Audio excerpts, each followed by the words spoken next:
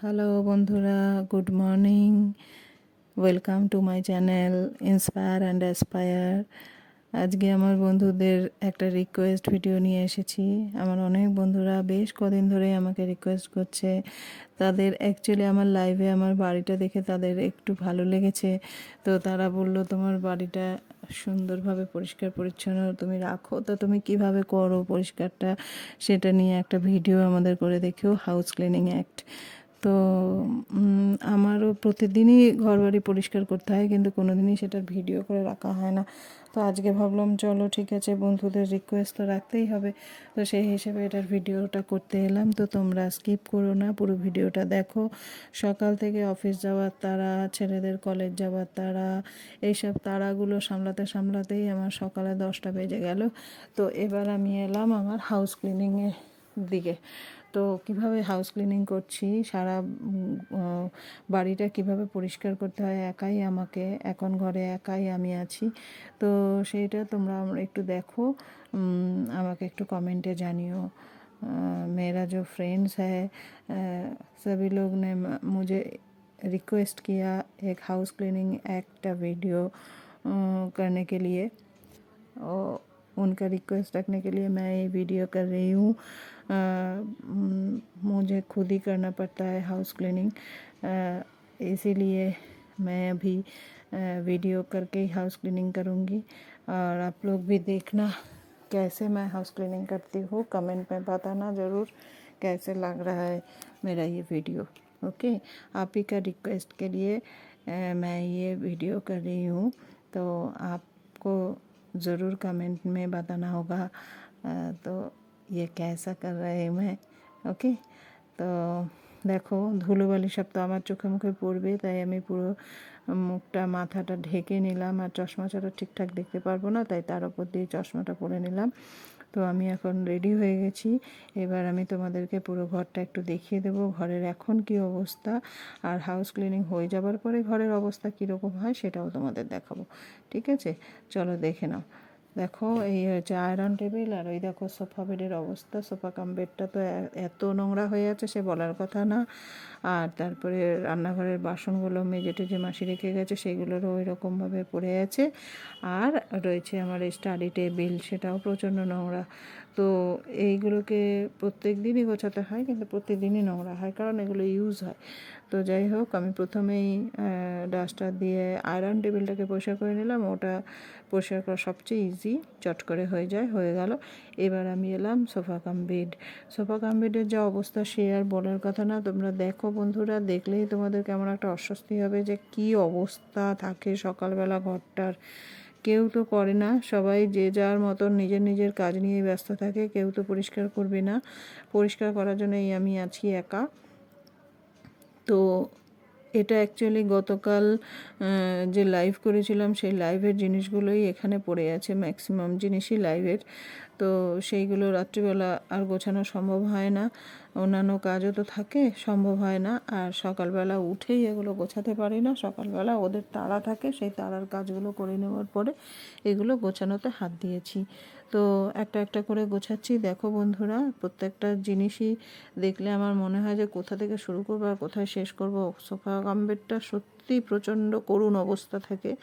তো যাই হোক, তো আমি সেটাকে নিয়ে মন দিয়ে কাজ করা শুরু করলাম। देखो दोस्त लोग प्लीज़ पूरा चेक करो वीडियो इनका, जो आपका ही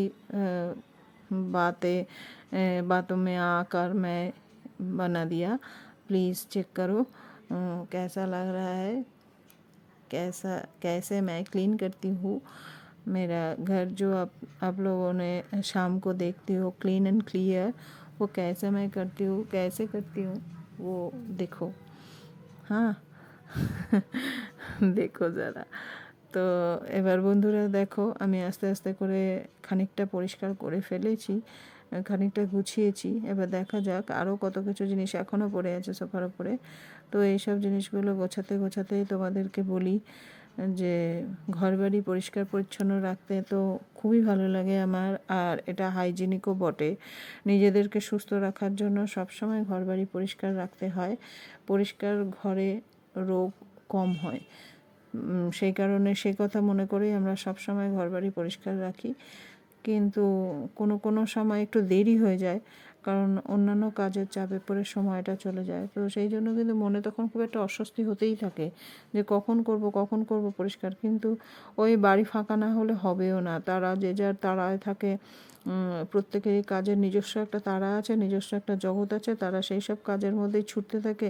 তো তারা যতক্ষণ না সেই কাজগুলোতে সেটেল হয় ততক্ষণ আমি বাড়ির কাজগুলোয় এক্সট্রা কাজগুলো হাত দিতে পারি না। তো তারা বেরিয়ে গেছে, যে যার কাজে ঠিকঠাক সেট হয়ে গেছে। এখন আমি এই কাজটা শুরু করলাম। এটা করতে বেশ খানিকটা সময় লাগে। সব কিছু ঝেড়ে ঝুড়ে পরিষ্কার করা, এত ধুলো পড়ে থাকে, প্রতিদিন পরিষ্কার করি তবু প্রতিদিন ধুলো। তো যাই হোক, এই ধুলো ডাস্টার দিয়ে পরিষ্কার করে করে আবার নতুন করে আবার রিসেট করলাম, সমস্ত কিছু সেট আপ করে। দেখো কত ভাল লাগছে এখন। পরিষ্কার থাকলে সত্যিই ভীষণ ভালো লাগে বলো, কিন্তু পরিষ্কার করাটাই হচ্ছে ব্যাপার। তো পরিষ্কার করতেও আমার ভালো লাগে, একটু টাইম পেতে হবে, টাইমটাই এক এক সময় পাই না, এইটাই যা দুঃখ। তো যাই হোক, কিছু করারও নেই। যেরকম ফ্যামিলির মধ্যে যতজন মেম্বার থাকবে তাদের যেরকম ব্যস্ততা থাকবে, সেই অনুযায়ী টাইম আমাদের মায়েদের বার করে নিতে হয়, তাই না? তো সেইভাবেই আমরা টাইম বার করে গোছাবো। তো যাই হোক, এবার গোছাচ্ছি। গোছাতে গোছাতে দেখো তোমাদের সঙ্গে কথা বলছি আমি, কিন্তু দেখো আমি কিন্তু কাজ করেই চলেছি। তো যাই হোক, এবার আমার সোফা কাম বেড পরিষ্কার হয়ে গেল। এবার আমি আবার এই কুশানগুলোকে ঝেড়ে ঝেড়ে ঠিকঠাক মতন সেট করে দিতে পারলে কাজটা আমার কমপ্লিট হবে। এরপরে আমাকে যেতে হবে স্টাডি টেবিলটাকে পরিষ্কার করতে গেলে। স্টাডি টেবিলটাও প্রচণ্ড নোংরা হয়ে থাকে, কারণ রেগুলার ওই বই খাতাগুলো ধরা হয়, তোলা হয়, ইউজ করা হয়, কিন্তু আর জায়গা মতো কেউ গুছিয়ে রাখে না, ওই কোনো রকম করে রেখে দিল। এবার সেইটা তো ওরকম নোংরা হয়ে থাকে, সেটাকেও পরিষ্কার করতে গেলে স্টাডি টেবিলটাও প্রত্যেক দিনই একটা 5 মিনিট টাইম ওকে দিতেই হবে রেগুলার, এরকম একটা পরিস্থিতি। তো যাই হোক, আমাদের স্টাডি টেবিলে যেমন বুক কপিজ আছে, রাইটিং প্যাড আছে, কি নেই, নিউজ পেপার আছে, সব আছে, ফোন আছে, ফোনের স্ট্যান্ড আছে, সবই ওই স্টাডি টেবিলের মধ্যে, সেন্টার টেবিলের মধ্যে থাকে। তো ওই সেন্টার টেবিলটাকে পরিষ্কার করার জন্য বসে পড়লাম। জিনিসগুলোকে সব নামিয়ে আগে সেন্টার টেবিলটাকে ফাঁকা করে, সেন্টার টেবিলটাকে ডাস্টিং করে নিয়ে, পরিষ্কার পরিচ্ছন্ন করে নিয়ে, তারপর এই সমস্ত বুক কপিস, পেপারস, এগুলোর ধুলো ঝেড়ে ঝেড়ে সেই জায়গায় আবার ওই সেন্টার টেবিলের মধ্যে এগুলোকে সেট করে দিয়ে তবে এই centre table clean and clear করাটা কমপ্লিট হবে। তো যাই হোক, আমি করছি, সব নাবাচ্ছি। এই নাবাতেই তোমাদেরকে একটা কথা বলি, এই সেন্টার টেবিলের মধ্যেই আমার একটা কাজের জিনিস রয়েছে, আমার নিজস্ব জিনিস। সেটা হচ্ছে ফুট ম্যাসাজার। তোমাদেরকে বলেছিলাম, বা আমি নিজে একটা রিভিউ পোস্টও দিয়েছিলাম ফুট ম্যাসাজারের। ফুট ম্যাসাজারটা ভীষণ কাজের জিনিস, জানো তো, আমার জন্য তো ভীষণ কাজে লাগে। অনেকেরই আছে আমার মতন, যাদের পায়ের এই ক্ল্যাম্পে ব্যথা করে, হ্যাঁ, বা মাসেলে ব্যথা করে, বা গোড়ালিতে ব্যথা করে, বা হাঁটুতে যন্ত্রণা করে, এই ধরনের যাদের যন্ত্রণাগুলো হয়, এবার বাড়িতে কি হয়, ছোট বাচ্চা টাচ্চা থাকলে তাদেরকে অনেক সময় বলা হয় যে একটুখানি টিপে দে তো, বা একটু পাড়িয়ে দে তো। কিন্তু এখন তো সেরকমও নেই, ফ্যামিলিতে এমনিতে মেম্বার কমে গেছে, তারপর আবার সবাই যে যার নিজের কাজ নিয়ে ব্যস্ত থাকে, প্রত্যেকেরই একটা টাইট শিডিউল। তো সুতরাং আমি বললেই যে আমাকে সময় দিতে পারবে এরকমও তো মানুষ অ্যাভেলেবেল থাকে না। তাই আমি নিজেকেই ঠিক করে নিলাম যে না, আমি একটা ফুট ম্যাসাজার নিজের কাছে রাখবো, তাহলে আমার যখনই ব্যথা করবে তো তখন আমি আমার ফুট ম্যাসাজার দিয়ে নিজেই নিজের ব্যথার রিলিফটা করে নিতে পারবো। তো সেই হিসেবে আমি ফুট ম্যাসাজার নিয়েছি। ফুট ম্যাসাজারের মধ্যে 8টা বাটন প্লাস 3টে অপারেটিং বাটন, মোট এই 11টা বাটন আছে। সেই বাটনগুলোর কোনটার কি ফাংশান, কিভাবে কি চালাতে হয়, সমস্ত কিছু আমার ওই ভিডিওতে দেওয়া আছে। ওই ভিডিওটা তোমরা একটু দেখে নিও, ফুট ম্যাসাজারের ভিডিওটা। এই যে দেখো, এই ফুট ম্যাসাজারটার কথা বললাম, ভিডিওর মধ্যে সমস্ত দেওয়া আছে। তারপর এটা ব্যাটারি অপারেটেড না, এটা ইলেকট্রিকে চার্জ দেওয়া হয়, কতক্ষণ চার্জ দেওয়া হয়, এবং চালু করার পরে কতক্ষণ তুমি একবারে কতটা টাইম তুমি সার্ভিস পাবে, অ্যাট এ টাইম কতক্ষণ সার্ভিস পাবে, সমস্ত কিছুই ওই ভিডিওর মধ্যে বলা আছে। তো তোমরা কাইন্ডলি একটু ভিডিওটা দেখো। এবং আমি আমার 2-1 বন্ধুবান্ধবকেও এটা ইউজ করার জন্য দিয়েছিলাম, তারাও আমাকে রিপোর্ট দিয়েছে সত্যিই খুব কাজের, ব্যথা যন্ত্রণা অনেকটাই কমে যায়। তো এখন যেহেতু সবারই বাড়িতে লোকজন কম, তো হেল্প করার মতন সেরকম একটা কাউকে পাওয়া যায় না, নিজের কাজ নিজে করে নিতে হয়। তো পায়ের ব্যথাও যখন নিজের, তখন সেটাকে সারিয়ে নেওয়ার দায়িত্বটাও তখন আমাদের নিজেকেই নিতে হয়। তো সেই জন্যই ফুট ম্যাসাজারটা সত্যি কিন্তু খুব কাজ দেয়। যাই হোক, তো আমি উপকার পেয়েছি বলেই এতগুলো কথা বলা। তোমরা দেখে নিও আমার ভিডিওটা। আচ্ছা, এবার দেখি আমার এই সেন্টার টেবিল কিন্তু গোছানো মোটামুটি কমপ্লিট। সব কিছু মুছে টুছে আমি আবার এগুলোকে রিসেট করেছি। নিউজ পেপারও এক বান্ডিল হয়ে রয়েছে, সেইগুলোকেও জায়গা মতো ঢুকিয়ে দিলাম।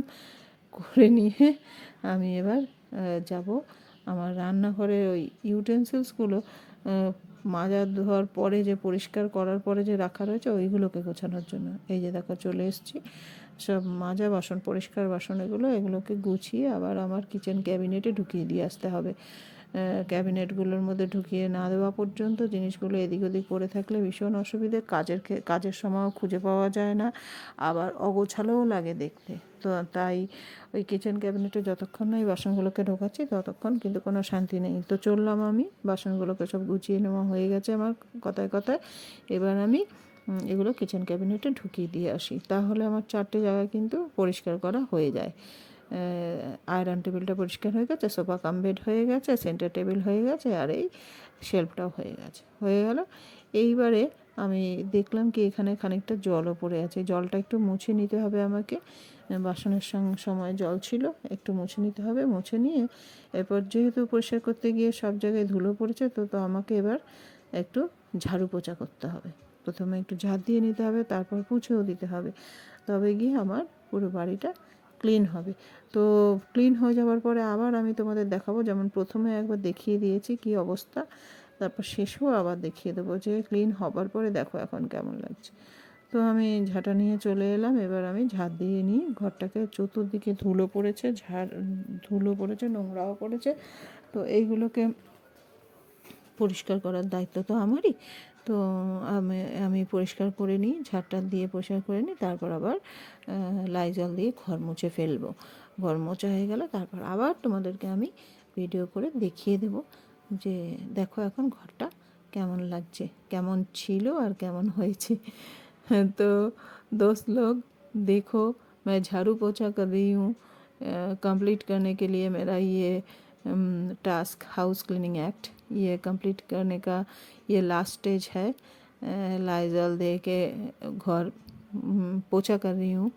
पोछने के बाद मैं आपको वीडियो करके दिखाऊंगी कैसा क्लीन हो गया, मेरा रूम कैसा था और अभी कैसा है।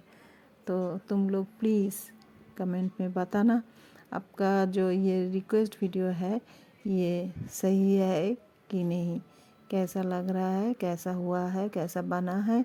आप लोग प्लीज़ मुझे कमेंट में बताना, ঠিক আছে বন্ধুরা?